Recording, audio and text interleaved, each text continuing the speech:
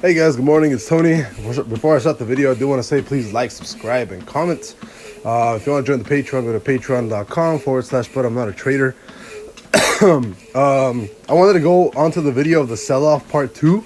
I wanted to update you guys. That 2-week trigger completely went away, right? So we had a ridiculous run-up yesterday on basically everything, right? For the last 2 days, we had a ridiculous run on the Qs, on SPX, on every single ticker, essentially. I think gold ran like crazy yesterday as well, right? And gold, I think it's going to, 21.14. But that's like a different story.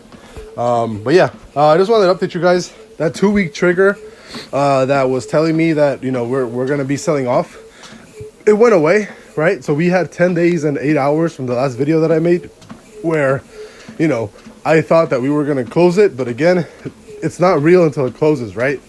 As of right now, the only way that we actually get this little trigger back, right, because it's been pretty accurate where it tells us we're going to sell off anywhere from 30 to 40 points on the Qs, 30 to 50 points on SPX, right, or SPY, which are pretty heavy drops. But again, I will only ever be bearish when that 2-week closes, and so far we've given it up, right? It's not closing. The only way this closes is somehow we fall back another like 10 plus points, right? Because this was showing back when it was like 437 or so on the Qs, and if we actually come back down by next week Friday, then we'll close that 2-week. Otherwise, everything is still bullish. So again, keep in mind, this is only valid when we close. So we still have 6 days and 7 hours.